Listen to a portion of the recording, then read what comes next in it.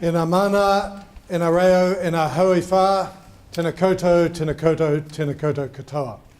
So to all of you gathered here, whatever your role, to all the ethnicities and languages gathered here, to all the people gathered from the four winds, north, south, east and west, I greet you once, tēnā koutou, I greet you twice, tēnā koutou, I greet all of you 3 times, tēnā koutou katoa. And I greet those people watching on live stream as well. Got to remember them. Hey, great to have you all here. My name's Alistair Davis. I'm the chair of the Sustainable Business Council. Also, I'm the CEO of Toyota in New Zealand. Really appreciate Spark hosting us today. Thank you, Andrew, and your team. Our theme for this annual council meeting is societal and technological shifts that are affecting business. So that pretty much covers everything, right? Because businesses exist in society. That's where our customers are, that's where our staff comes from, and frankly, most of our businesses rely on some kind of technology. But it's interesting when you reflect on that title, we are seeing some profound shifts in society and technology. I mean, just think about society. Look at the shift that's been in our power base in New Zealand. It's moved from, the political power has moved from the baby boomers to the next generation. Those were our leaders just a year ago, far out. Now our leaders are all in their 40s or late 30s, except of course for Winston. But, sorry, joking aside. But it's interesting, think of other things that are going on in society. This meeting so far has been kind of flavoured with lots of te reo. Go back 5 years, you wouldn't have seen any of that. If you think about the last few years as well, populism, which perhaps has been a reaction to globalisation not leading to sustainable outcomes, has kind of become the rage across the world. And of course we're now kind of heading into a world of trade wars, which was inconceivable 5 years ago. If you were here at the earlier meeting, Rachel spoke about the massive sea change that's taken place in society's attitude to climate change. It's like, wow, everyone's suddenly woken up. We're seeing dramatic shifts in the way that we communicate with our customers, and we're seeing the obligations that go with that, as Facebook have discovered to their cost. And I guess that's a good segue to technology. We hear that a large number of jobs are going to be destroyed by robots or AI or some mixture of the two. I must admit I take a little bit of heart from the fact that all previous big technological changes that have promised destruction of jobs have resulted in destruction of jobs and the creation of new jobs which employed all the people. So I'm hopeful for the future. But the spread of big data is having profound impact on many businesses. And of course the so-called FANGs of the tech giants of Facebook, Amazon, Netflix and Google, they've been a massive driver of stock market wealth around the world over the last few years. And let's not forget the China-influenced side. We have the bats of Baidu and Alibaba and Tencent.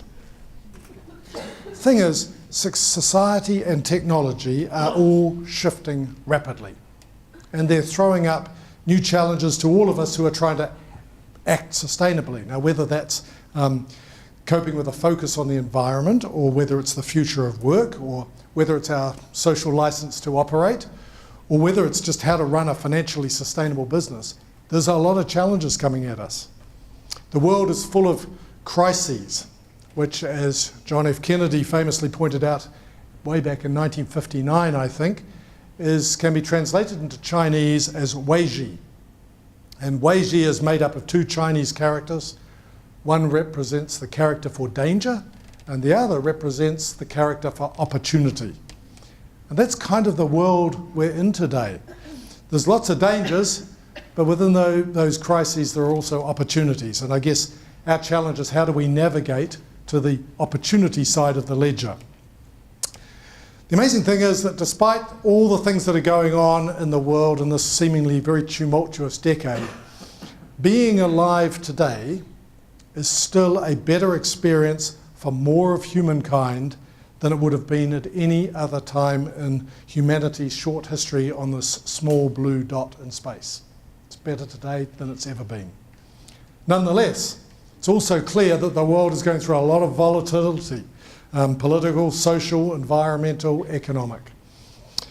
Now, as you know, the SBC is affiliated to the World Business Council for Sustainable Development. And they recently sent me this short narrative around 4 megatrends that kind of frame the world we're in, the key pressures and the key opportunities that individuals, businesses, communities and societies are facing in today's world. And they can be kind of summed up in these 4 titles: a world on the move, a world that is polarizing, a world that wants to work, and a world, as you would expect, living beyond its means.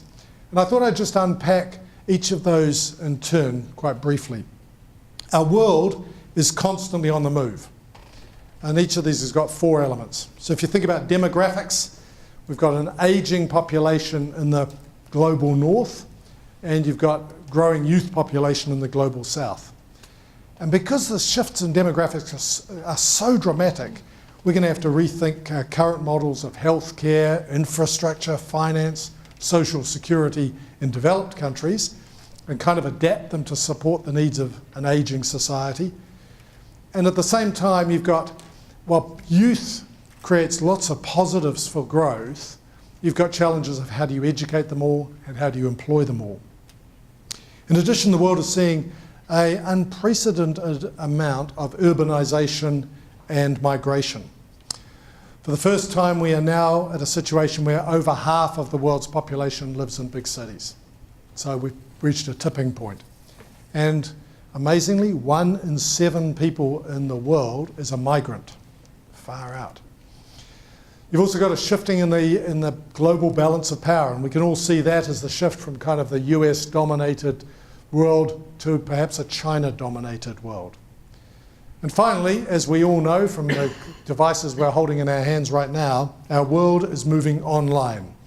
And there's a whole lot of new services that are becoming available to previously unserved groups. Think about agriculture, finance, healthcare, and so on. But the challenge for us is that not all of the world can access the internet to be online. According to the World Business Council for Sustainable Development, the world average is only 52%. Now, it's way higher in New Zealand, but worldwide, only 52%. And of course, as we can see, there are a number of technology-related social challenges emerging, such as data privacy and even cultural and political manipulation. It's not yet clear how socially beneficial social networks really are. If we think about the world that is polarising, there's been significant improvements in the past decades in terms of the world's population getting access to things. But there are still huge numbers of people who are without good access to human rights. Think about there are 40 million people in some form of slavery. There are 150 million incidents or cases of child labour. And people still lack basic services, water, education, health, housing, energy, and food. Just as an aside here, as champions of sustainability, I'm sure you all drive hybrid cars, or electric cars, or ride a bike, I hope. But even those choices have ethical issues. So if you drive an electric car, you probably have a lithium-ion battery in it. It's really cool, we sell them. Not as many as I'd like, but we at least have one. But plug-in cars have lithium-ion batteries. Those batteries require cobalt to operate. You know where the biggest source of cobalt in the world is? The DRC, the Congo, where child slavery in the cobalt mines is endemic. So we try to do the right thing in one sense, but we're challenged ethically in the other sense. It's a kind of a conundrum. In addition, while global poverty has gone down, and most significantly in India and China, and it's fantastic, income inequality, both within countries and between countries, is a growing problem. You know that last year they worked out that 8 billionaires, 8, hold the same wealth as 50% of the world's population. Wow, good if you're one of the 8.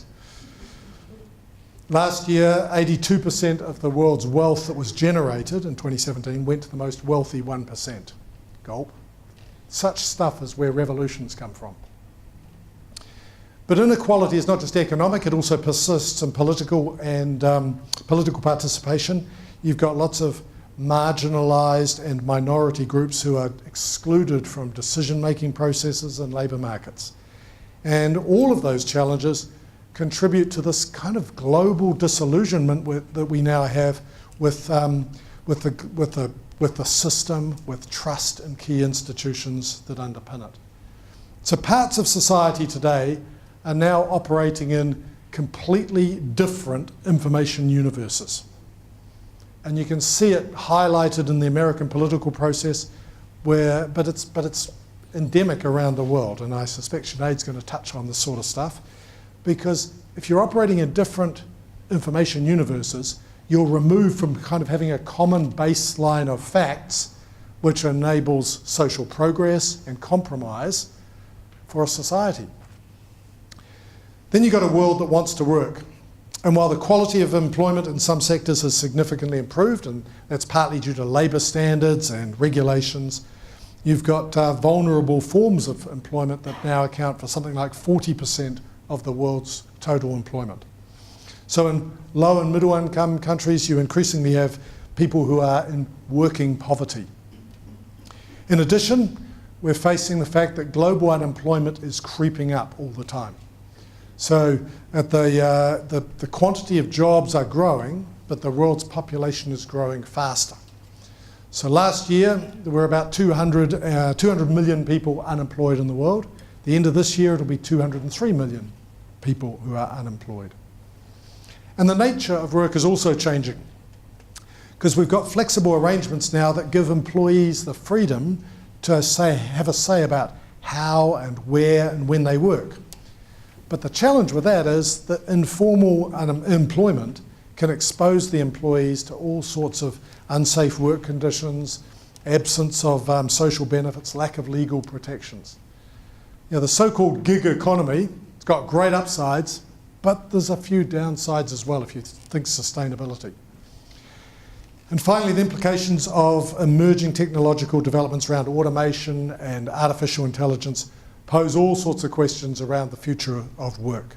And that's going to give us cause to sort of think about how we balance between the advantages of technology and innovation with the potential impacts on global workforces and people's lives. And that's obviously why we've got that panel discussion this afternoon. And then we come to a world living beyond its means. We know that we are living unsustainably, particularly in the West. We are consuming beyond the planetary boundaries. So each year we go into what they call an ecological overshoot. So in other words, when we start consuming resources that the planet can no longer replenish. And there's an organisation called the Global Footprint Network who work out each year at what point do we go into that overshoot. So last year it was August the 2nd, 2017. This year it was August the 1st. So we are now in a state where we're consuming more as a planet than the planet can replenish. And we're all guilty of this. We all want more. In the West and developed economies, our aspirations are for a bigger house, for more food, a faster car, please buy a Toyota. In developing economies, it may be just for a bike or scooter, but there's kind of this natural tendency to want more, and we can't cope. For many, the lifestyle that is aspired to is unaffordable. 85% of households in the United States cannot afford the most basic version of the good life. 85%. And so they go into debt. That's why you've got escalating debt, because people have to have it, so they borrow heaps to try and stay up with the good life. And of course, as we realise that we must settle for less than we aspire to, and as environmental and social pressures continue to strain our health, more people are focusing on their well-being, their quality of life, and self-improvement. And this trend reinforces the increasing acceptance of experiences over ownership.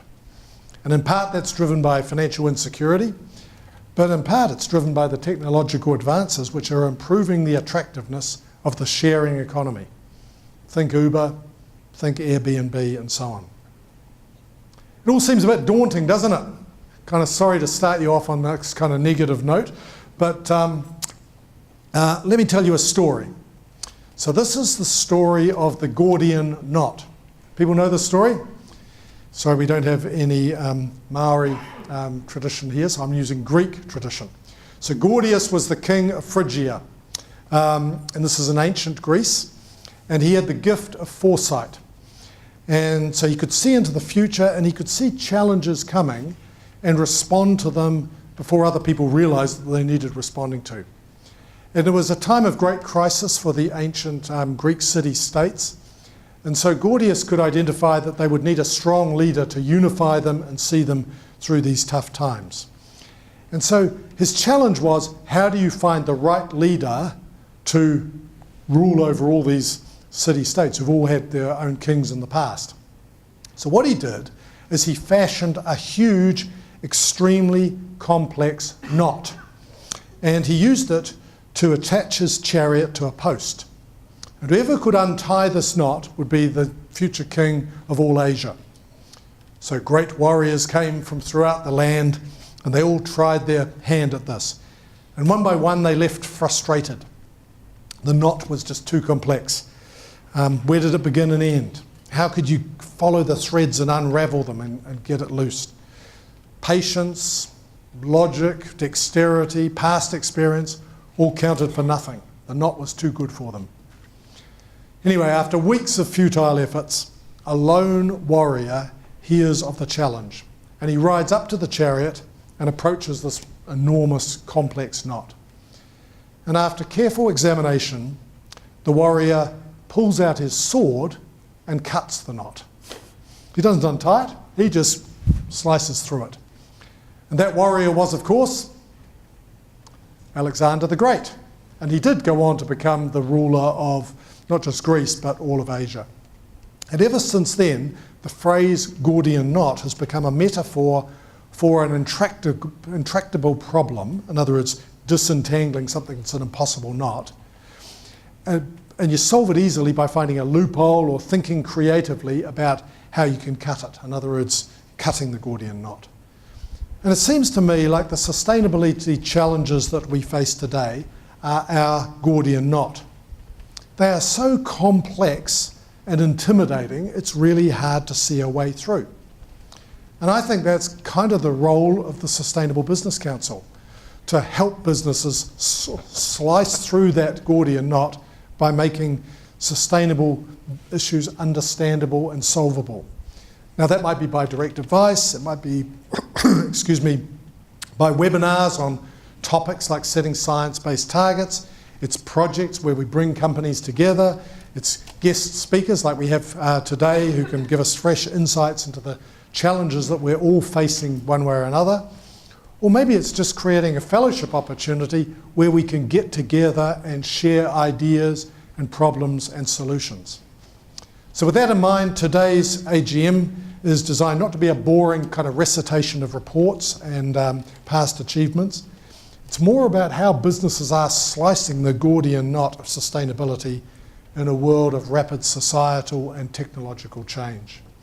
So our agenda is up on the screen there. It's in 4 parts. Abby, our Executive Director, is going to give you a quick snapshot of last year's progress and where we're headed in 2018-19.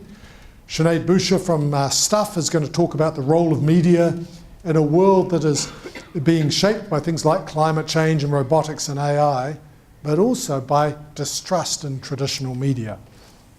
Then we've got our panel discussion. You can see a very strong lineup of speakers there who have all coming from quite different spaces to talk about the future of work. And then finally, I will wrap up with the election results and we'll have an opportunity to enjoy Sparks hospitality. So without further ado, I will pass over to Abby Reynolds. Please give her a warm welcome.